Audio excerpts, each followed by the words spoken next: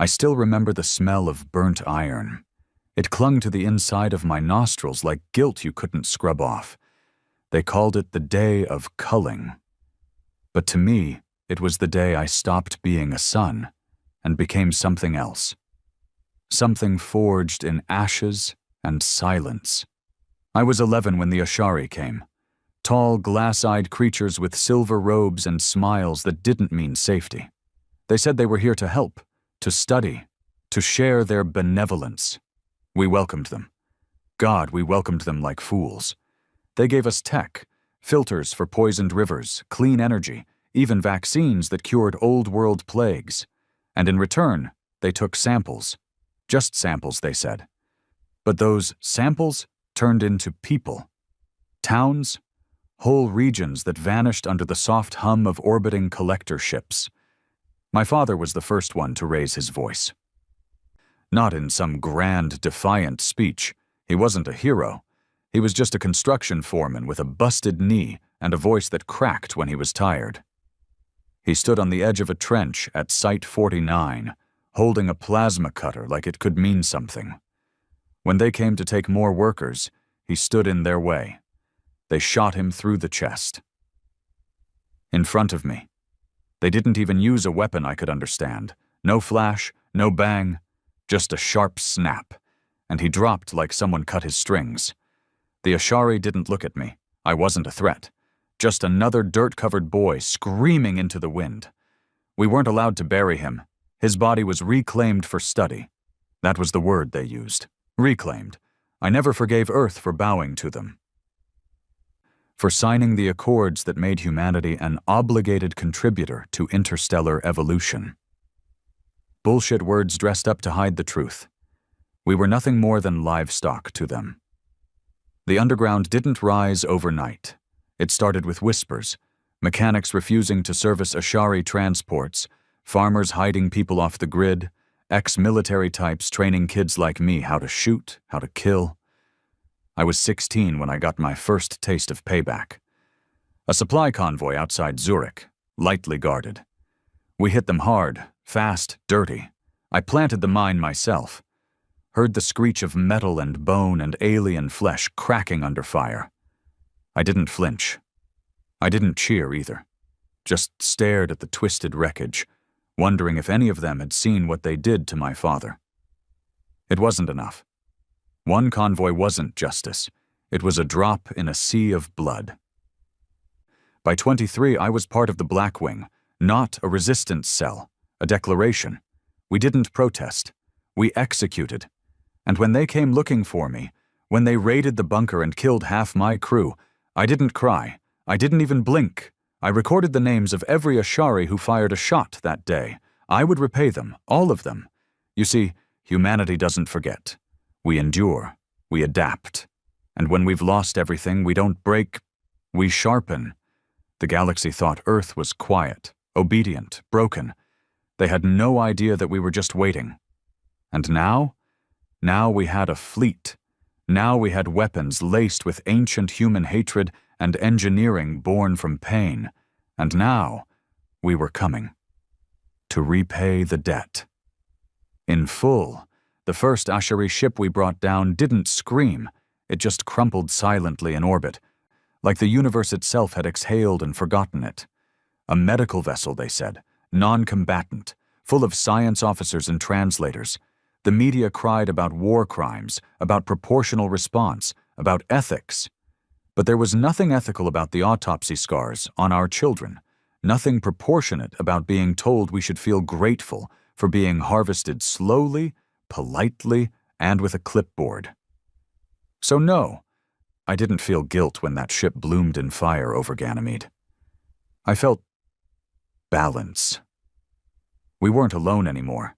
Earth was no longer just one scared rock kneeling under star-born tyrants. Over the last 6 years, Blackwing had grown from scattered cells into something else, something unified. The Ashari thought we were primitive, disorganized. They didn't realize humans write the best symphonies out of broken instruments. We weren't just terrorists anymore, we were a shadow fleet. The turning point came with the Vulture Project. It started as a rumor, a stolen Ashari dreadnought, lost during their conquest of the Helios belt, a husk of alien glory floating cold and forgotten. It was their mistake, leaving it out there. Ours was dragging it back home and turning it into something they would never recognize again. We gutted it, rewired its systems with human code, stripped its AI, fed it with rage and steel and memory. I was part of the refit team on Deck 5. They say the ship screamed when we first fired up the new core. Not mechanically, not sonically. Something deeper. Like the metal itself remembered what it used to be and hated what it had become. I liked that. We renamed her Requital. She was our answer. They thought humans were biologically weak. But biology doesn't mean shit when you strap desperation to engineering and feed it revenge. The Requital was our message. A 14-kilometer war beast wrapped in vengeance. And I sat in the command pit, right hand to Commander Dren. He wasn't a hero either. None of us were. We were tired, focused, ready to write a different kind of history. When the first fleet moved, we didn't go for military targets. We went for the board. The Ashari ruling caste lived soft, high above their worlds, in orbital habitats larger than any Earth city. They'd spent centuries gorging on tribute from every species they subjugated, plucking culture like fruit from vines, rewriting timelines to paint themselves as guardians of harmony. They didn't see us coming. They never believed humans could learn FTL navigation without their oversight. They never imagined Earth could reverse engineer gravitational shields from wreckage. They thought we were still trying to split atoms while they wrote poetry in vacuum gardens. The first habitat we struck was called Velhes Prime, pure glass and gold, like a cathedral built to shame the stars. 3 million Ashari on board. No ground troops, no military installations, just lords and scholars and policy architects. We breached it at 0314 coordinated time. No warning, no declaration of war. Just a whisper of fire through shield layer seams, a gutting slash from the Requital's spinal cannon, and then silence. Our boarding teams didn't waste time. This wasn't a negotiation. It was a purge. I led Strike Unit 4 down through the habitat's archives. Marble floors, floating data tablets, glowing walls inscribed with centuries of conquest turned poetry. The Ashari scrambled like insects, their long limbs clattering on polished surfaces, their mouths spitting dialects we understood now, but refused to answer. They begged, cried. They thought empathy would save them. I watched one of them, a tall female draped in ceremonial sashes, crawl to my boots, blood soaking her ornate sleeves. She looked up at me and asked, "Why are you doing this? We uplifted you." I didn't say a word. I shot her in the chest and moved on. We weren't here to explain. We were here to balance the scales. Some of the younger soldiers hesitated. I saw it in their eyes. The weight of retribution. The struggle to equate alien faces with past trauma. But I didn't flinch. I had lived too long with the memory of my father's collapse. Too long under the shadow of the Accords. By the time we left Velhes Prime, it wasn't a habitat anymore. It was a warning. Ashari media called it the Day of Soot. They broadcast desperate pleas across the outer systems, demanding humanity surrender the Requital, denounce the Black Wing, and return to peaceful participation in the Union of Stars. We replied with the attack on their nursery moon, Yishalem. That wasn't my idea. Even I had to swallow hard when the orders came in. The Ashari bred their highborn there, genetically curated, grown in bio-orbs. Thousands of gestating nobles, future rulers, sleeping under simulated light. We didn't destroy it. We just shut off the artificial atmosphere generators. Let them wake. Let them breathe real space. Let them understand what it meant to die without mercy. It wasn't about cruelty. It was about fear. Because fear is the one universal language every species understands. And make no mistake, we were fluent now. For every Earth city they erased, we leveled one of their research worlds. For every human child dissected in the name of interstellar progress, we cut down one of their academic towers. No negotiation, no bargaining, no peace talks. We had tried diplomacy. It cost us generations. This time we were writing in fire. And the stars? The stars bore witness. Their allies turned on them slowly. The Vorel Consortium withdrew trade. The Solari closed their gates. The Thalax, those pale, winged cowards, denied ever voting in favor of the Ashari culling treaties. Everyone started pretending they hadn't cheered when Earth bled. Because now Earth wasn't bleeding. Now Earth was hunting.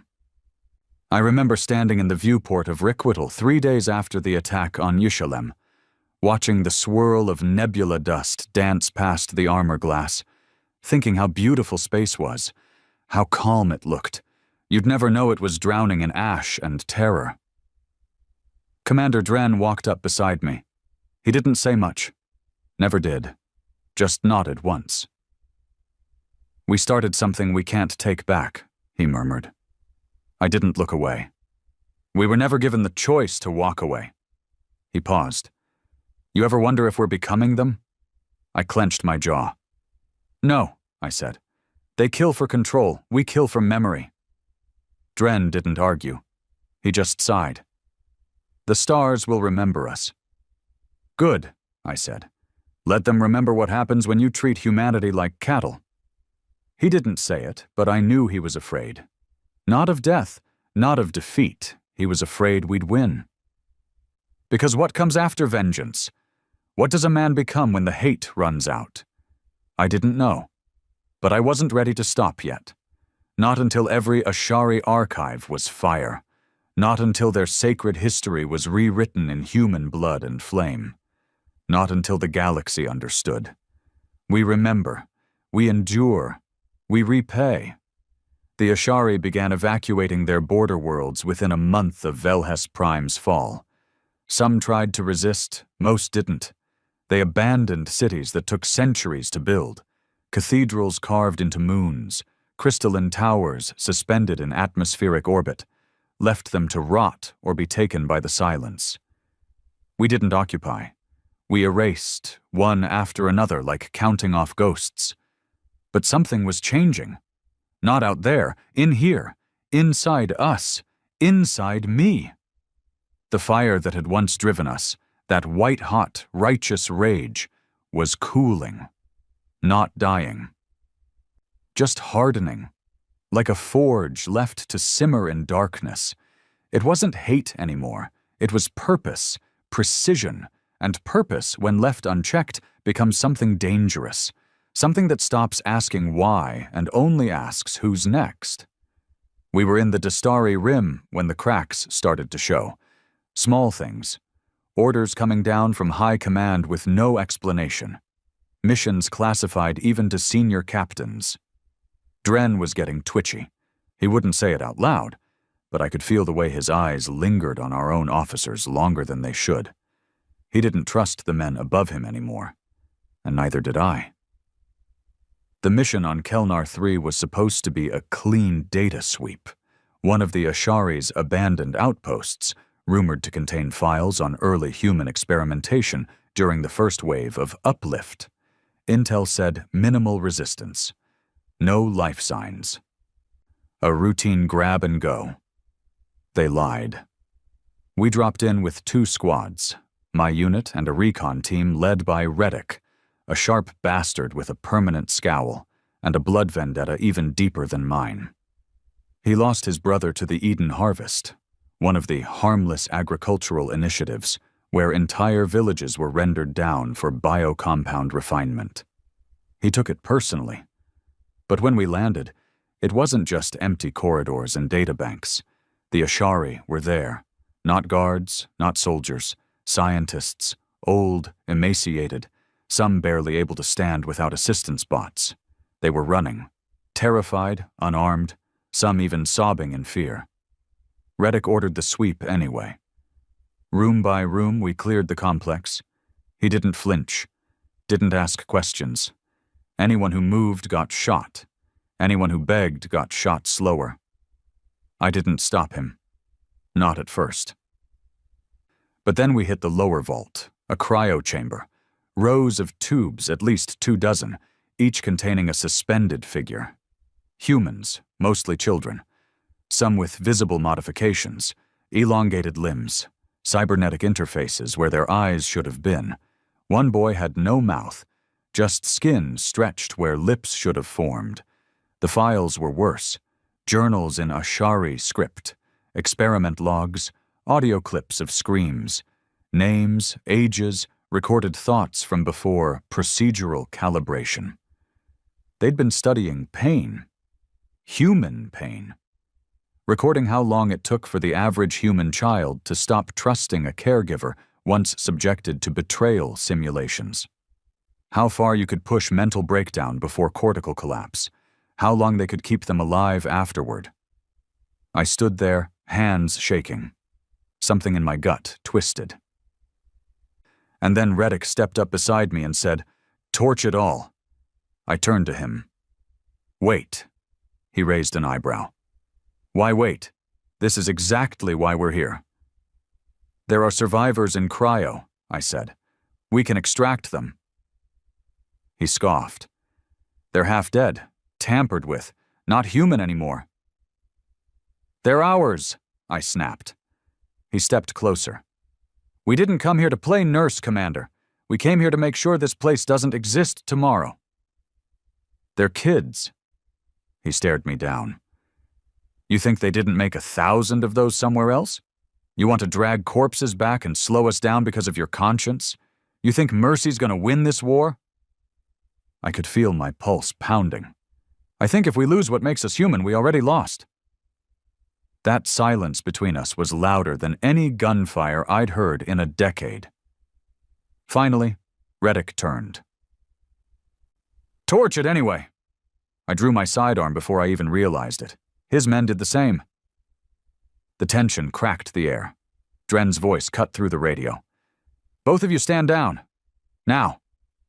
Neither of us moved. Dren's tone changed. "That's an order." We held each other's gaze for 3 long seconds, then lowered our weapons. No apologies, no explanations, just the raw edge of something we'd been pretending didn't exist. Division. We exfiltrated with 7 of the cryo survivors. 5 of them died before we reached orbit. The other 2, I don't know. Command took them, said they'd be debriefed and treated. I never saw them again. And that's when I started noticing things. Encrypted channels going dark mid-transmission, files disappearing from our archives without trace, new officers arriving with no history, no records, no names, just rank and clearance higher than even Dren's. And every order started sounding more like a purge, less about justice, more about dominance. I confronted Dren 2 nights after Kelnar, in the observation chamber. Just the 2 of us, staring into the dead light of a blue dwarf star.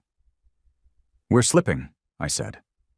He didn't look at me, just sipped his drink. "How do you figure?" "You saw what Reddick did.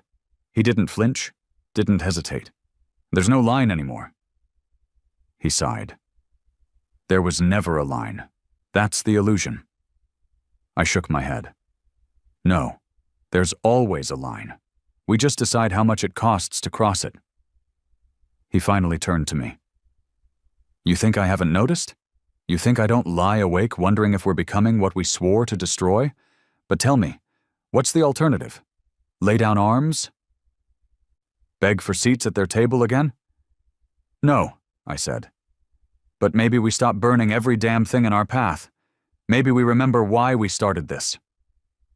He stood up slowly, walked to the console, pulled up a holomap, Ashari systems, glowing red with marked strikes. "You want to know what I remember?" He tapped a system, Erathal 9. My sister lived there. Ashari took her when she was 14. I found her body 6 years later on a dissected heap labeled Batch Epsilon, Emotional Instability Trials. Her heart had been removed, brain cord and catalogued, eyes peeled back and held open with glass wire so they could study reflexive fear response. He looked at me, voice flat. That's what I remember. I didn't speak. Because what do you say to that? Grief is a tide. It doesn't ask for permission. It just takes and takes until all you can do is float on what's left. But I couldn't let it keep going like this. We weren't liberators anymore. We were predators. The galaxy had feared the Ashari for millennia. Now they feared us. And that fear was starting to feel addictive. The next strike was planned for Verthal Station, an Ashari refuge for defectors. Scientists, civilians, even some political figures who'd spoken out against the culling. It was neutral ground, protected by galactic treaty, the kind of place we would have spared 6 months ago. Now it was marked high-value psychological target, I argued in the war room. We hit this, and we're not just enemies, we're monsters. The new command rep, pale, clean-cut, no name, just smiled. Monsters win wars, he said. I looked at Dren. He didn't say a word, didn't even look at me. And just like that, I realized we had crossed the line. There was no going back. It was sometime past 0200 when I made the decision, not in some heroic rush of conscience, not in defiance, just in silence. A decision made between the beats of a pulse that hadn't slowed down since Kelnar. I sat in my bunk, watching the overhead lights flicker, listening to the ship groan like it was tired of carrying the weight of what we'd become. Verthal Station was set to fall in 3 days, and no one gave a damn that we were about to slaughter civilians, real civilians, not collaborators, not elites. Just people who had the courage to walk away from Ashari rule, thinking we'd be different. That humanity would be their sanctuary. But what we were planning? It wasn't war. It was an execution. I tried to tell myself that maybe someone would stop it. That maybe Dren would step in at the last minute. That command was bluffing, testing how far we'd go, but when I pulled the target packet for Verthal's strike plan, I knew they weren't bluffing. EMP bursts first to knock out shielding, then precision torpedoes through the station's life core. Not enough to vaporize it, just enough to crack it wide open. Let vacuum do the rest. Slow, cold, terrifying. They wanted it to be terrifying.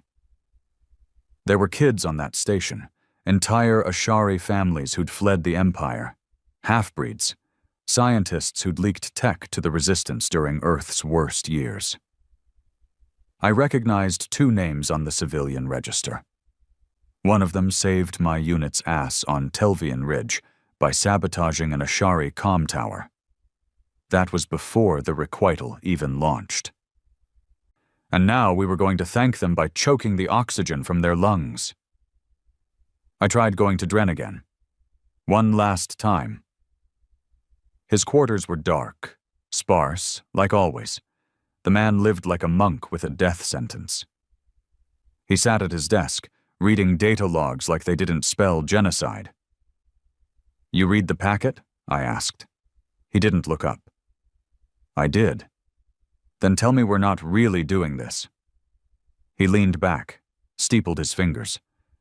It's already authorized. That's not what I asked. He stared at me, long and empty. I gave them a chance, he said.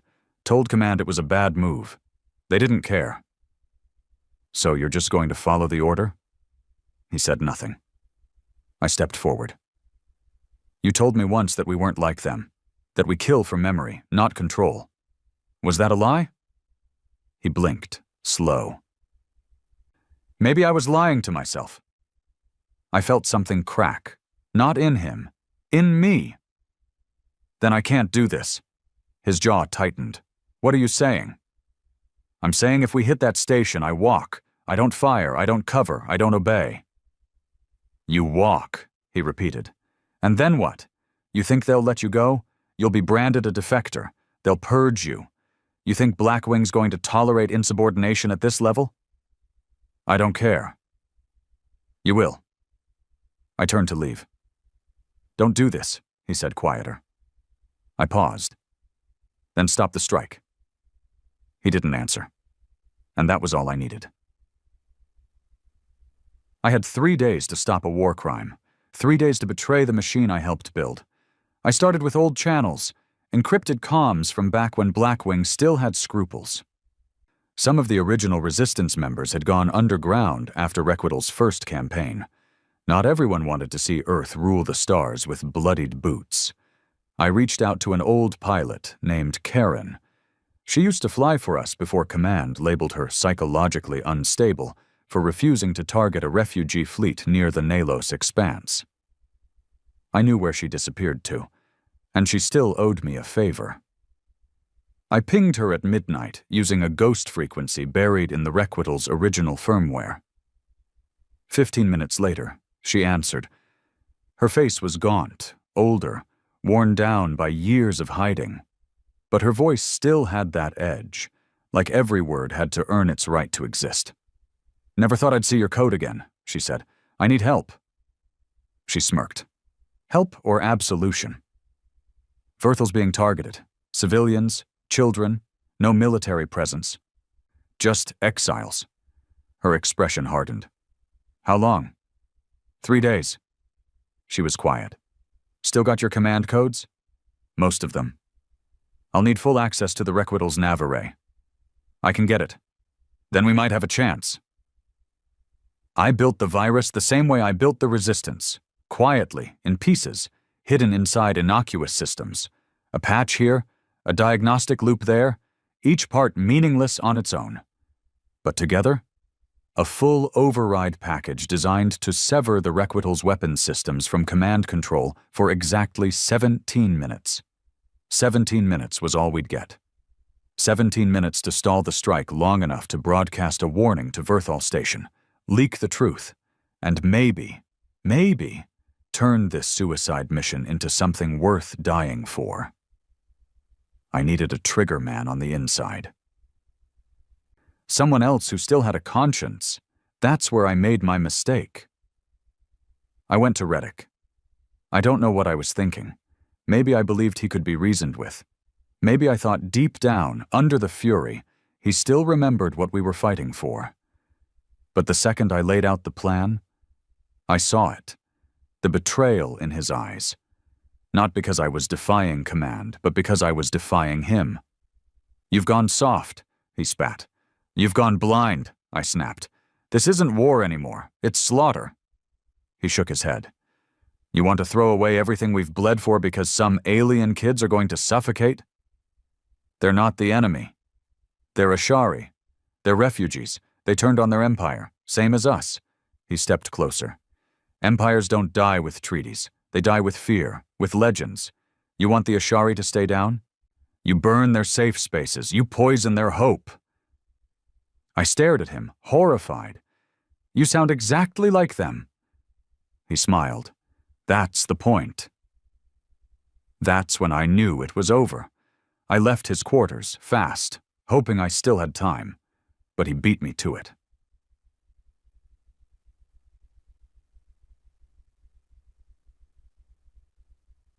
They came for me in the middle of the night. No alarms, no announcement, just 2 black-suited officers with stun batons and orders from command. I woke up in a holding cell with no windows and no clocks, just cold metal, recycled air, and the sick taste of failure in my mouth. Dren came in 6 hours later. He didn't speak right away, just stood behind the reinforced glass, hands folded behind his back. You should have trusted me, I said. I did, he replied, until you forced my hand. So that's it? You're just going to watch Verthal burn? He hesitated. It's not that simple. Yes, it is. He stepped forward. You think I don't want to stop it? You think I didn't try?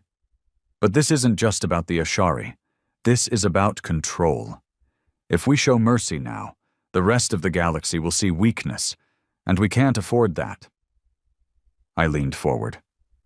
No, you can't afford that. You've become what we fought. You think you're still serving Earth, but you're serving a ghost. He clenched his jaw. You're being transferred. Outpost 7. You'll serve quietly until this war's over. And if I don't, then you'll disappear. He turned to leave. But I wasn't done. They won't stop with Verthal. You know that. Once you kill all your enemies, you'll start killing your friends. That's how these things always end. He paused, then walked away.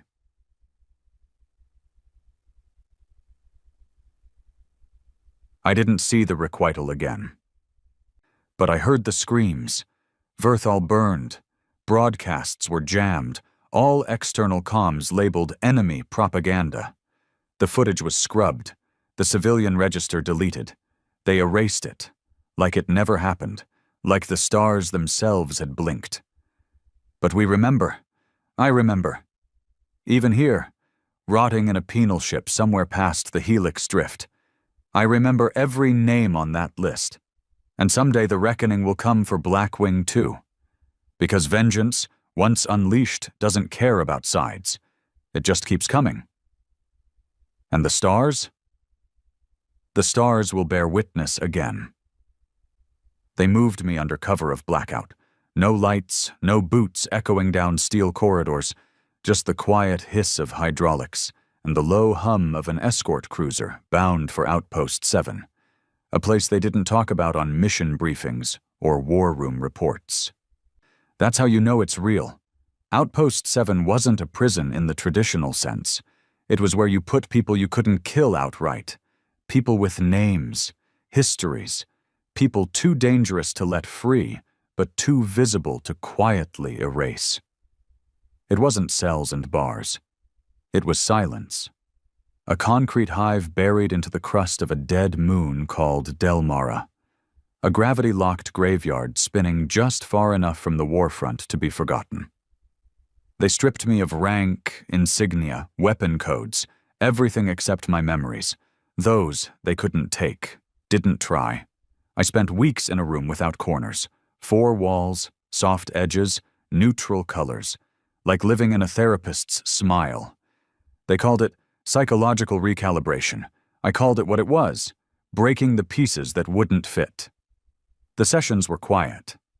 1 camera in the wall, no interrogator. No threat, just a sterile voice every morning asking questions like, do you feel remorse for defying command? Do you believe your actions endangered Earth's future? Do you still feel loyalty to the cause? And always, are you ready to rejoin the Requital Initiative? I never answered. I sat in silence and stared at the wall, waiting for something, anything, to give them away, to show their cracks. But they never did. They didn't punish me, didn't starve me, didn't even raise their voices. They didn't want obedience. They wanted compliance. Worse, they wanted conversion. One morning, the voice changed. Male, low, familiar. Dren. He didn't waste time. You made a mistake, he said through the speaker. I stood, walked to the center of the room. I made a choice. There was a pause. I didn't have a choice, he replied. Not when it counted. You had every choice in the world. You still don't understand. We're not just fighting the Ashari anymore. We're fighting what they made of us, what they expect of us. They think we're incapable of unity, of dominance. This war isn't about revenge now. It's about proof. I laughed, hollow, bitter. You're trying to prove we're better by being worse? No answer, just static. The voice never came back.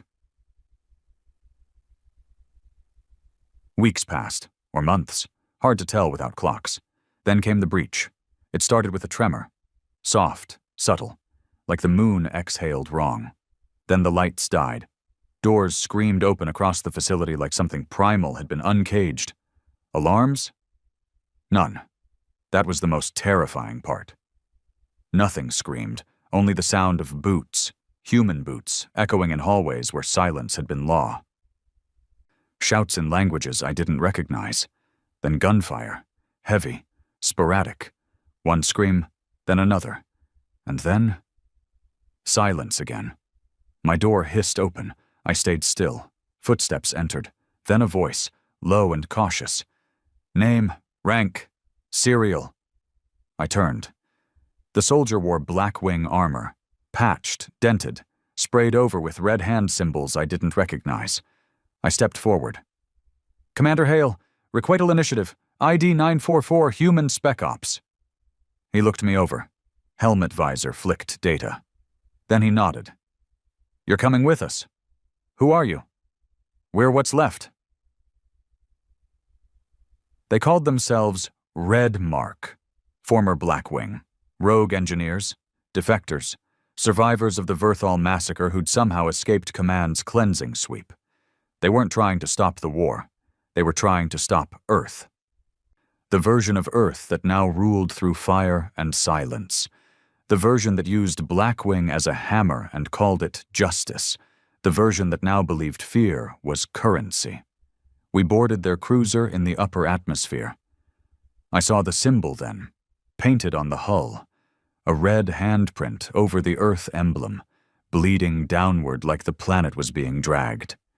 It wasn't just rebellion. It was a funeral. And yet, it was the first thing in months that made sense. Redmark wasn't just resisting. They were exposing the truth. They showed me records from within Command's private comms, files about post-war plans for full subjugation of non-human systems, forced re-education of any species that had allied with the Ashari. Even species that had defected were being categorized for future labor indexing. Humanity had become the Empire. The same kind we claimed to destroy. I should have felt shock, horror, but I didn't. I felt certainty. It was inevitable. We were never just repaying a debt. We were collecting interest. Red Mark wasn't alone. All across the fringe systems, cells had risen up. Former Requital officers, Ashari defectors, hybrids, and even some humans who had family off-world before the Purge began. The galaxy was fracturing, and Blackwing had no idea how deep the rot went. They still thought they were winning. But inside, they were bleeding. The question was no longer if the Requital initiative would collapse. It was how many would die when it did, and whether there'd be anything human left in its place.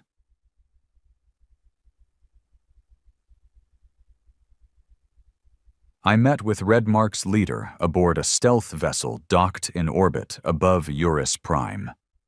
She didn't give a name, just called herself Commander Ashen. Her face was scarred, one eye replaced with a crude cybernetic lens clearly pulled from a second-gen Ashari drone. Her voice was steel wrapped in exhaustion. "You want revenge, Hale?" she asked me, sipping protein fluid like it was whiskey.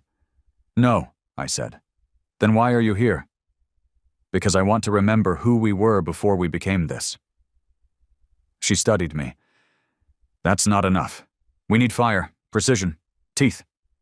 "I've got those," I said. "But I'm not burning children for them." She nodded. "Then we start with Requital." "What about Dren?" She paused. "Dren's gone." "Dead?" "No, worse." She slid a datapad across the table. I picked it up. My stomach turned. Dren had taken full command.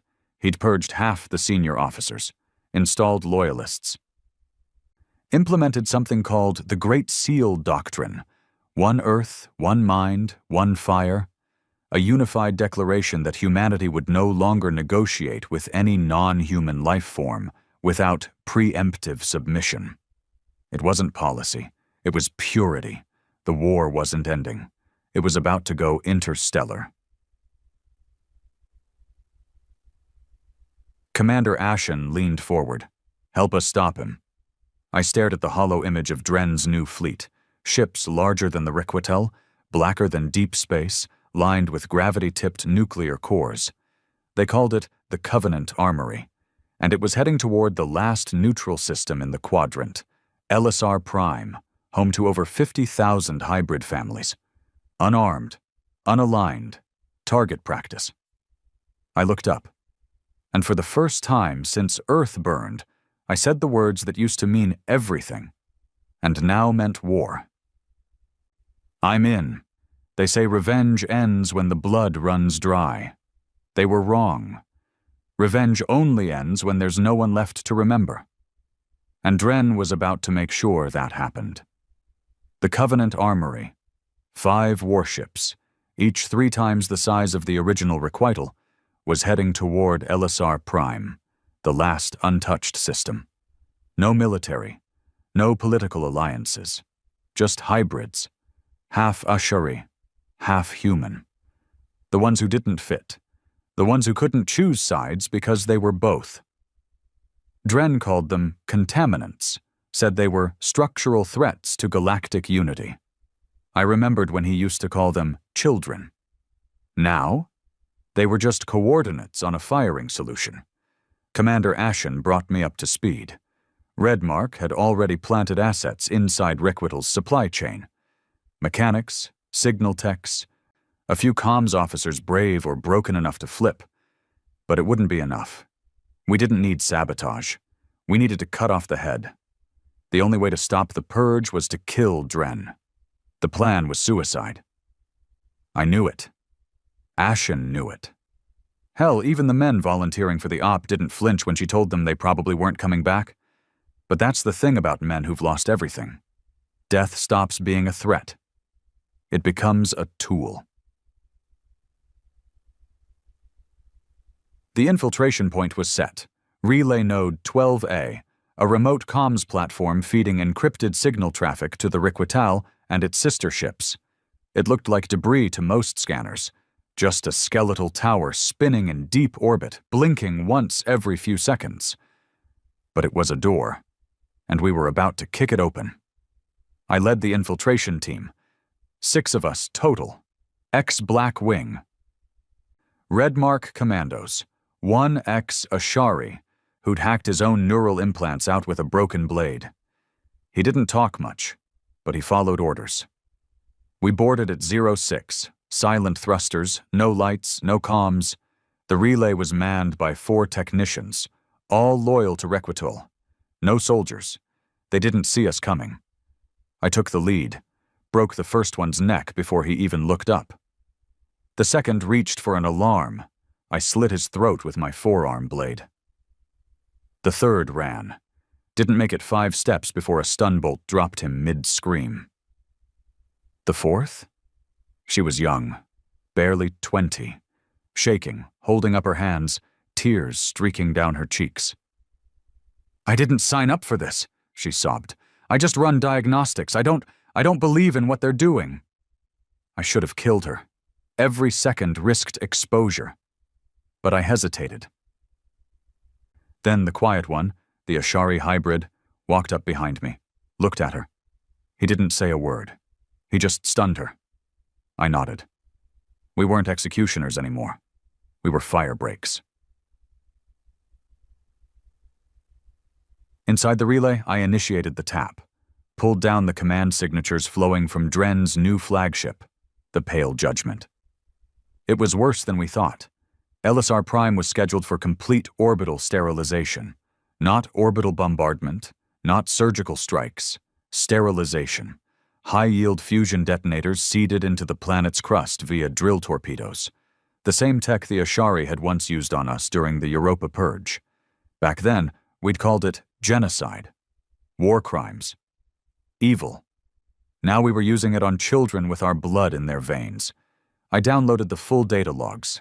Names, ages, population density, escape route models. Even psychological profiles showing likely resistance reactions. They weren't bombing the planet. They were studying the death. For doctrine, for the next target. Because LSR wasn't the end. It was a prototype. Ashen didn't flinch when I showed her the data. She just said, "We move tonight." The plan was simple. We'd use the relay's credentials to fake an emergency redirect, forge a deep space signal mimicking a radiation burst from the Helix rift.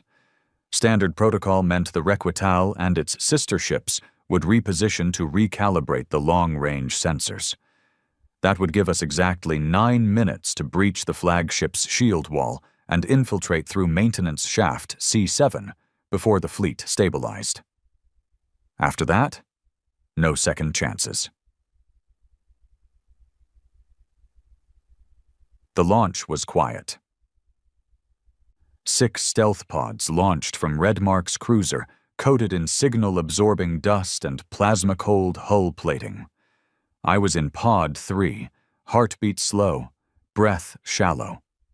We hit the Pale Judgment's hull like insects on glass. Magnetic clamps engaged. Auto burners started slicing the shaft open. We moved like ghosts. Inside the belly of the beast, I saw the worst of it. The corridors were red-lit, efficient, cold, no banners, no names, just designations. Purity Wing, Cleanser Deck, Genetic Rebalance Bay. It wasn't a warship. It was a factory. We reached Shaft C7 in silence, breached it in less than 40 seconds, moved up 3 decks, slitting the throats of any personnel we passed. No warnings, no speeches, just one objective. Find Dren. Kill Dren. Stop the purge. We hit the command level with 7 minutes to spare. The bridge was sealed. Of course it was. So we went through the air ducts like rats, crawling through tight metal intestines that smelled of sterilizer and oil. That's when we heard the transmission. Drain's voice, clear and crisp, piped into the system-wide comms. LSR Prime has refused relocation orders. All signatures confirmed. Commence planetary sterilization. Authorization, Dren Alpha 9. We were seconds too late. The world slowed down. I felt it in my bones. The failure, the weight. The others looked to me, waiting for orders, for permission to fall apart. But there was no time. We hit the bridge hatch with everything we had. Thermal cutters, pulse grenades, breaching charges. When the doors gave way, chaos poured in. Gunfire, screams, red sparks showering the deck. We charged. I saw Dren on the upper deck, standing calm, unmoved. He didn't reach for a weapon. He didn't panic. He just watched us come, like he expected this. I reached him first, shoved him against the wall, pistol drawn. He didn't resist. His voice was quiet. I was wondering how long it would take. "You sterilized a planet," I growled. "No," he said. "We did. You just walked away before the final stroke." I slammed the pistol into his jaw. He staggered but smiled. "You think this changes anything?" he hissed. "We've won. The stars will remember that humanity didn't beg, that we didn't kneel, that we ruled." "They'll remember a genocide," I said. "They'll remember fear, and that's enough." I raised the pistol. He didn't flinch. "Do it," he said. "Make me a martyr. You think this ends with me?" "You think this fleet only answers to one voice?" I hesitated, then shot him in the leg. He screamed and dropped. "You don't get to choose your legacy," I said. "Not this time." We downloaded his credentials, sent the abort code across the fleet's encrypted channels. Some ships stopped, some didn't. But it was enough. LSR Prime survived. Barely. We extracted under fire. 2 of ours didn't make it. The hybrid was one of them, shot in the back by a command officer as we fled to the drop bay. But he smiled when he fell. Like dying for this was enough. Like being more than a weapon was finally worth something.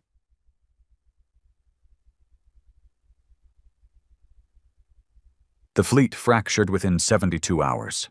Half the Requital Initiative stood down. Others defected to Redmark. The rest scattered. Rogue captains, splinter cells, ghost ships carrying their hate into deep space. Dren was placed in stasis. kept alive. Not as a trophy, as a reminder of what happens when justice rots into doctrine. As for me, I didn't go back to Earth. I didn't want medals. Didn't want to help them rewrite the war as some heroic saga of liberation. Let them spin their stories. Let them sanitize the past. But I remember. I remember everything. Every child who never grew old. Every name that was erased. Every scream that echoed in the vacuum of progress. Let the stars write their truths. I've written mine in blood, and if humanity ever forgets what it became, I'll remind them. One bullet at a time, they held the tribunal on Valkus Station, floating in the neutral zone between human and Ashari-controlled space. A fitting location, really. Cold, quiet, half-built. It looked like it had been abandoned midway through creation, as if someone had planned for peace, then remembered they didn't believe in it anymore. And yet, here we were, pretending we could make this right with words. The official title was the Post-Terra Accords War Tribunal, but everyone just called it the Reckoning. The galaxy's idea of closure. The black box of our sins cracked open before witnesses from 9 species. They called it a step toward healing. I called it damage control. Dren sat at the center of the trial chamber, bound in zero-grav restraints. No armor, no insignia, just a simple gray suit, the same shade as the ash his fleet left behind. His face was thinner, hair white now, but his eyes? Still the same. Cold, controlled, calculating. He didn't look at me when I entered the chamber. Didn't need to. He knew I'd be there. He knew I had to be. Not as a soldier, not as a witness. As a weapon the galaxy could point and say, "See? He turned on his own. Not all of them are monsters. A token, a symbol. They wanted me to stand for the version of Earth they could still trust. But I wasn't there to reassure anyone. I was there to tell the truth, even if no one wanted to hear it." They started with the numbers. LSR Prime, 54,203 lives spared due to the partial fleet disruption. Kelnar 3, 2 and 21 dead, most of them unarmed. Verthal Station, 3,181 civilians killed in atmosphere collapse. Yishalem Moon, 67,000 terminated embryos, catalogued in genetic research. Velis Prime, 3.1 million dead. The numbers didn't move Dren. He sat there, hands folded, face calm. When asked if he regretted any of it, he responded with the kind of answer that chills you because it's not angry. It's measured. "I regret that history is always written by those who survive it, instead of those who understand it." The council asked again, pressing him for moral admission. He gave none. He didn't see it as genocide. He saw it as evolution, humanity rising, dominating, setting the terms for the next 1,000 years of galactic existence. It wasn't madness. That would have been easier. It was logic without empathy. That made it worse. Then it was my turn. I walked into the spotlight, could feel eyes on me from every direction. Alien, human, hybrid, some waiting for justice, some waiting for vengeance, some waiting to see if I would lie. The lead counselor, a three-eyed representative of the Solari, gestured toward me. "Commander Hale, do you believe Dren acted alone?" "No," I said. "Do you believe the Requital Initiative was responsible for war crimes?" "Yes." "Do you believe humanity, as a species, poses an ongoing threat to galactic peace?" That one hit like a punch to the ribs.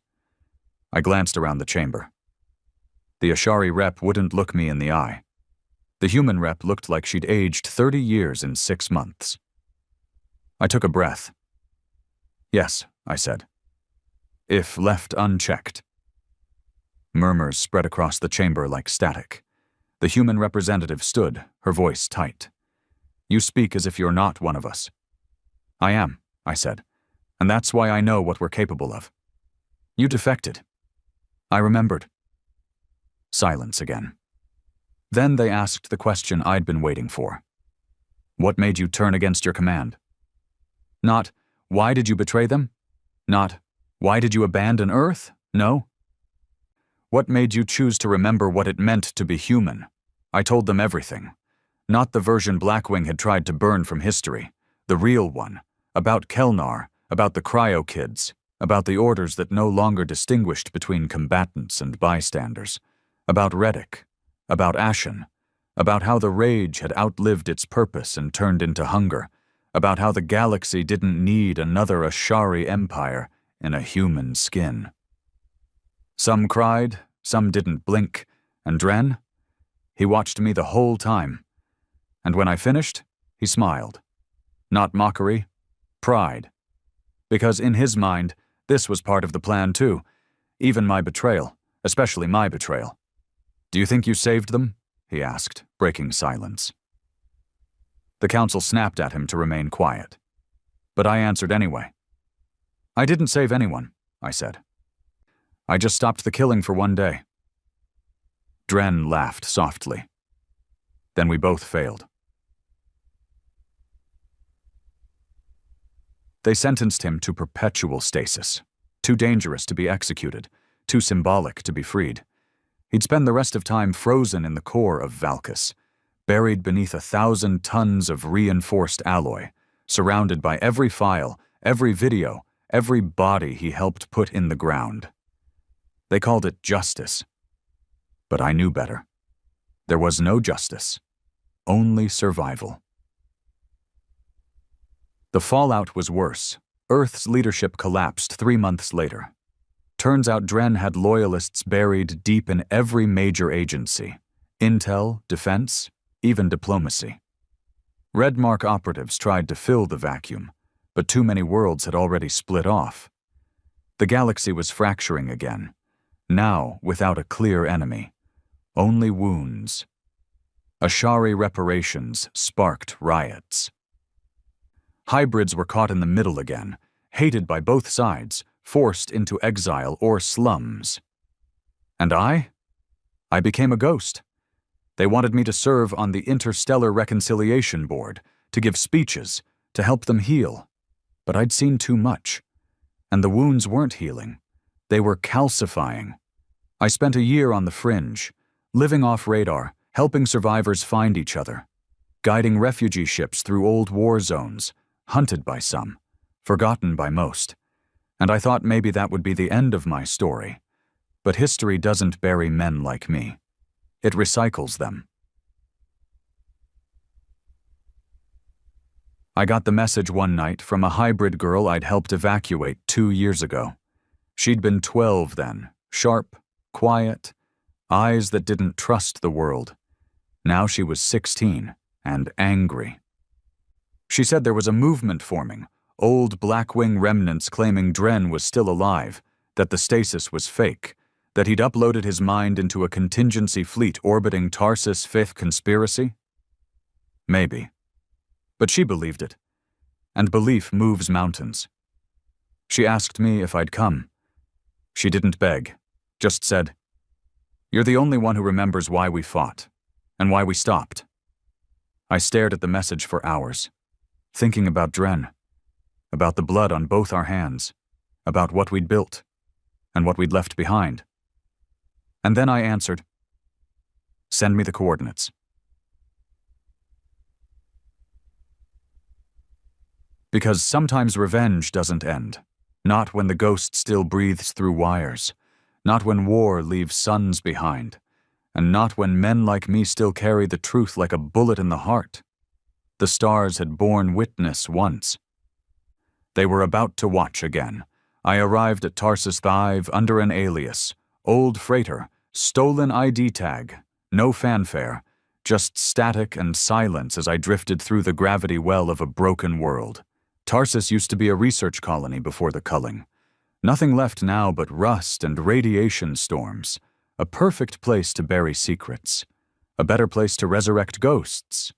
The girl who contacted me, Lyra, met me outside a collapsed biosilo, wrapped in thermal mesh and carrying a scrapped pulse rifle too big for her hands. She looked older than 16. Not physically, emotionally. like someone who'd grown up reading history written in blood and had decided to become a paragraph of her own. "You came," she said. "I always do." She led me underground. What we found was worse than I'd imagined. It wasn't just a rogue Black Wing cell, it was a church. Steel and bone turned into shrine, former soldiers wearing old insignia covered in ash, children training with stun blades, hollows of Dren's speeches playing on loop. They called him the architect now. They said he wasn't dead, said he never was, and in the lowest chamber, under 30 meters of reinforced hull plating and electromagnetic shielding, I found the reason they believed, a living copy of Dren's mind, stored in an ancient Ashari AI frame, speaking, calculating, commanding. He didn't look surprised when he saw me. The projection flickered to life, his face younger, less worn, unaging, a lie made digital. "Hail," he said, like we were picking up a conversation we'd never finished. "You're not real," he smiled. "I'm real enough." "What is this?" He tilted his head. "Insurance?" I always planned for the possibility of betrayal, not out of fear, just probability. I clenched my fists. "You're using children to build an army." "They came to me," he said. "I didn't force them. They found meaning, legacy. They understand what Earth was meant to be." "They don't understand anything. You're feeding them myth." "I'm feeding them memory," he said. "Yours, mine, all the fallen. The galaxy wants to forget what humanity endured, but we remember. We preserve." "No," I said. "You poison." He leaned in, face colder. "And yet here you are, still chasing me, still trying to kill a man who's already dead. Why, Hale? You think stopping this echo will bring back the dead?" "No," I said. "I think it'll stop the future from becoming worse than the past." He laughed softly. "You always did hate clarity." "I set the charges myself, one for each power core, one for the signal relay, one for the AI mainframe." Lyra watched me, silent. She didn't try to stop me, didn't say goodbye. But her eyes asked the question, "Will it ever be over?" I didn't have an answer. I just handed her a drive. "Take this, it's everything. Dren's crimes, Blackwing logs, even my own records." She took it, hesitated. "What if they erase it?" "They will," I said. "But someone will read it before they do. That's enough." I stayed behind to trigger the blast. Not out of nobility, out of necessity. Some wars don't end until you bury the last voice that knows how to start them again. And I didn't trust the stars not to listen if Dren spoke again. The countdown was short. 3 minutes. The AI kept talking. Kept trying to make me doubt. Said Earth would fall without leadership. Said the galaxy needed men like him. I didn't argue. I just sat down beside the core, pulled out my old sidearm, and waited. When the timer hit 0, I smiled. The last thing I ever heard was silence. They say Tarsus 5 collapsed in on itself during a tectonic event. They say the blast was from a leftover Ashari warhead. They say Commander Hale died a traitor, or a hero, or never existed at all. Depends who you ask. The truth is buried in ash and wires. But Lyra survived. And the drive survived. And that means the story survived. So maybe, just maybe, the stars will remember. Not the version Earth tried to sell, not the myth of vengeance, but the truth. About a man who burned with rage until he chose silence over legacy.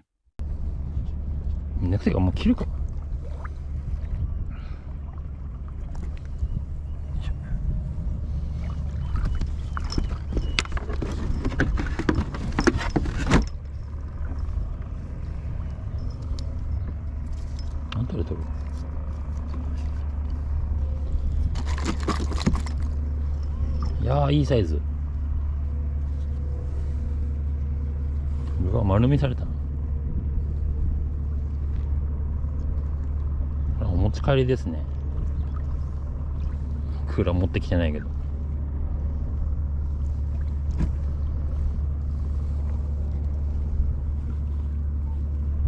40ぐらい。